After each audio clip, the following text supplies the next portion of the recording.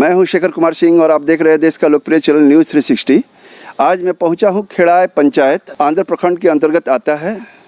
आज इस खेड़ाए पंचायत वार्ड संख्या 11 में मैं मौजूद हूं कि यहाँ रोड की स्थिति कैसी है। तो आप देख सकते हैं कि ये रोड की स्थिति, जहाँ आए दिन एक्सीडेंट होते रहता है। कोई भी गाड़ी आता है वो गिर जाता है, पैर वगैरह कई लोगों का यहाँ टूटा है। और इस विषय में जानेंगे कि क्या कुछ कह रहे हैं ग्रामवासी। समस्या तो रोड के विषय में मुखिया यहाँ के हैं, इतना ना ये है ना कि कहने के बावजूद कुछ परवाह, बोले कि इसमें टुकड़ा भी गिरवा दीजिए, तो बोलते हैं कि हम कहाँ से गिराएंगे। एक तो आशीष प्रत्याशी जो खड़ा होने वाले हैं उनसे कहा गया तो 10 टाली टुकड़ा उदयपुर में जहाँ जर्जर रोड था वो गिरवा दिए, लेकिन ये एक टाली भी टुकड़ा नहीं गिरा रहे हैं। यहाँ पर 50 बार उसे रिपीट कर चुके हैं।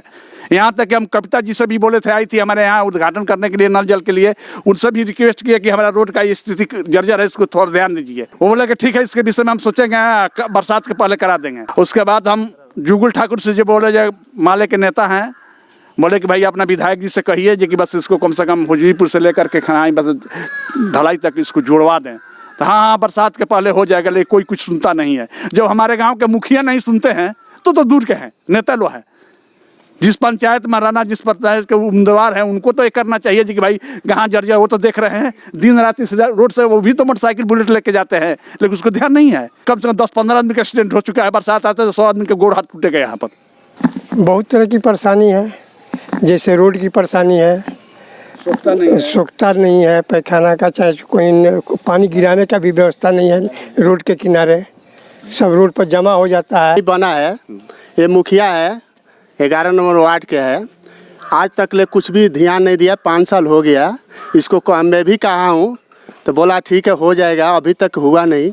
कितने नेता आया, कभी आया, हम ही एक बार गिरा हूँ यहाँ, ठीक है, कभी काम नहीं करवाते हैं।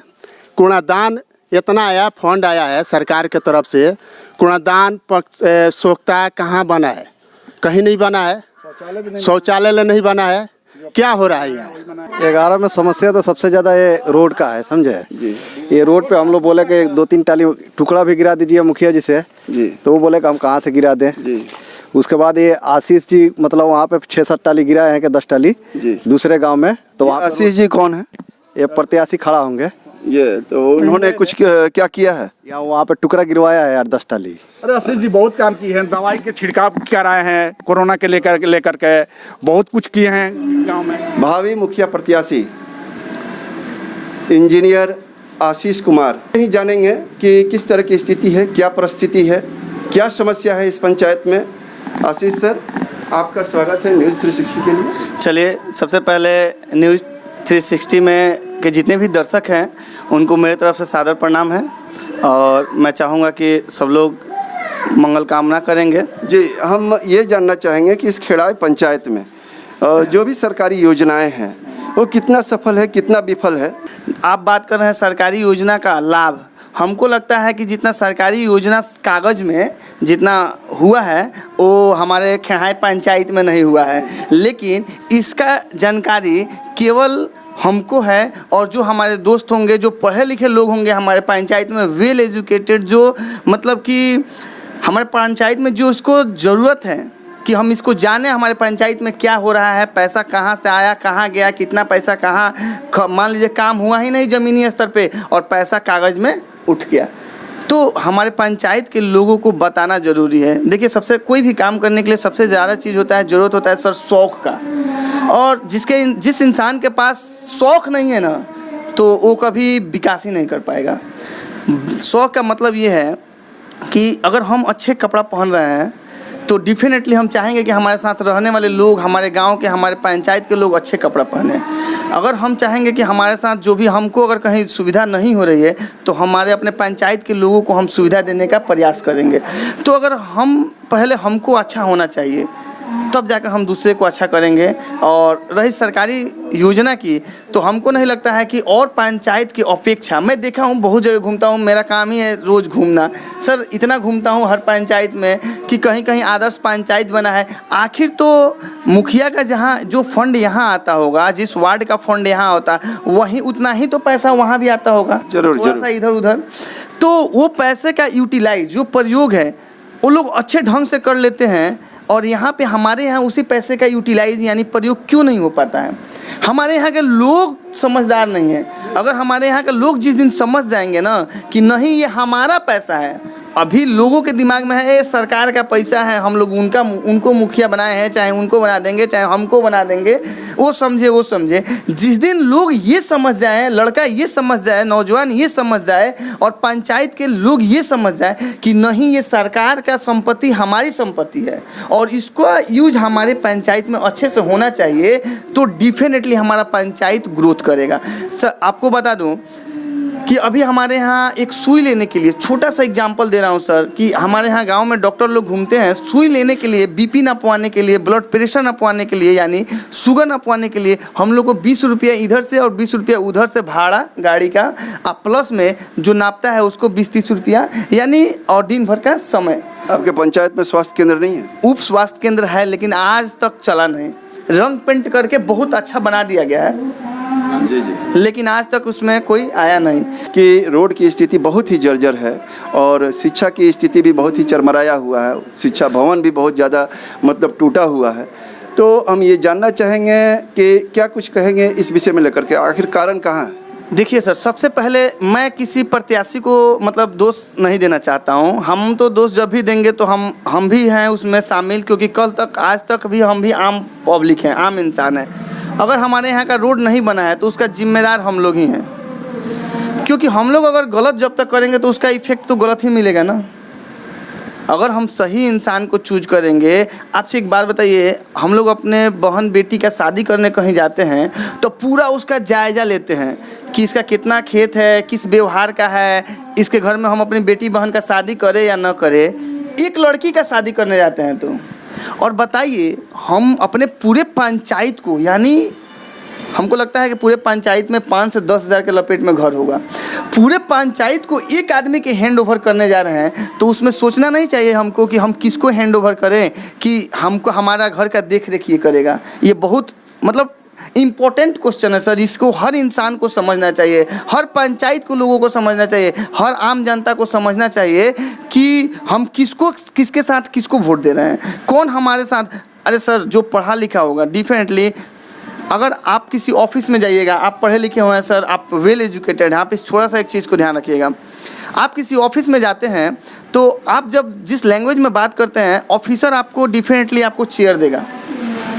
अगर आप पढ़े लिखे नहीं हैं और आपको बात करने का जो तालीम है वो अच्छा नहीं है तो डेफिनेटली आपको रिस्पेक्ट नहीं मिलेगा। तो एजुकेशन मोस्ट इम्पॉर्टेंट है।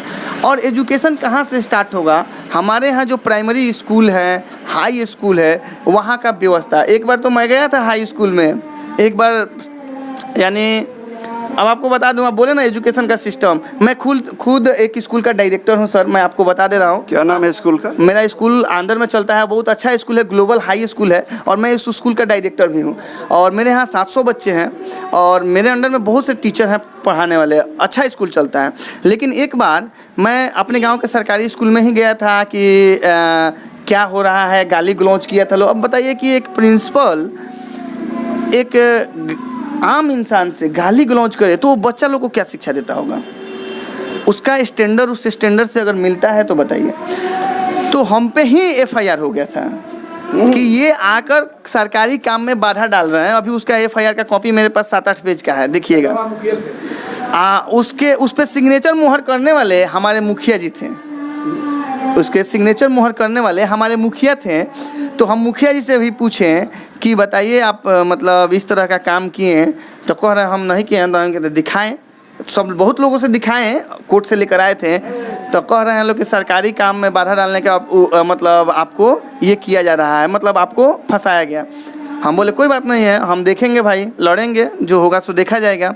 उसके बाद कोई हमसे पूछने नहीं आया कि का भइल, केस के भइल कि ना भइल, उससे हमको कोई मतलब नहीं है, हम अपना निपट लेंगे। आज हम एक चीज़ को सोचते हैं कि सर हम एबल हैं, योग्य हैं, पढ़े लिखे हैं, मेरे पास उतना मैं अर्न कर लेता हूँ जिससे मैं कमा खा सकूँ और घूम सकूँ।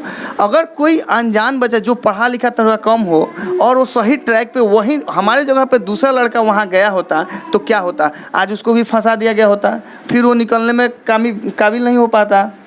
तो इस तरह से लेकर बहुत सारी समस्या है। हमसे कोई अगर समस्या कोई कहता है तो मैं डेफिनेटली उसको पूरा करता हूँ। अभी देखिए हम उस औकात में नहीं हैं, अभी हम लोग कमाने खाने में लगे हैं और हमारे पास कोई सरकारी फंड आ नहीं रहा है कि हम कोई चीज़ करवा देंगे। लेकिन उसी में से काट छाट करके एक बार बोले थे लोग इधर के सब लोग कि आशीष बाबू बड़ी दिक्कत होता, तो हम 6-7 टाली ईंटा गिरवा दिए थे कि पिछला बरसात निकल जाए। तो ये लोग बोला था लोग कि बोले हैं लोग बहुत लोग कि इस बार बन जाएगा बरसात आने से पहले, तो देख रहे हैं कि फिर नहीं बना है।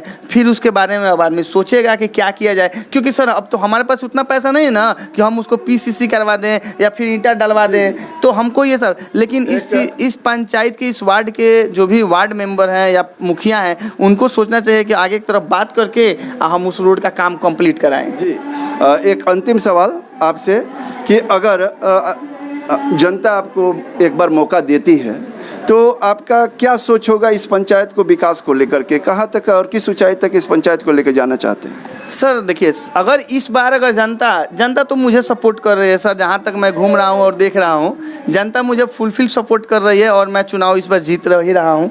लेकिन अगर मैं एक बार चुनाव अगर जीता तो सबसे पहले मैं अपने यहाँ के लोगों को उस ऊंचाई तक लेकर जाऊँगा कि जो आज तक पूरे पंचायत में नहीं हुआ होगा वो करके मैं दिखाऊँगा। यानी शौचालय से लेकर हर काम, जितना पैसा आएगा मैं लाने का काम करूँगा ब्लॉक से, डिस्ट्रिक्ट से, और अपने पंचायत का विकास उस तरीके से करूँगा कि कल के डेट में कोई भी आए पंचायत में एंट्री करे तो उसको लगो कि यार यहाँ का मुखिया कौन है।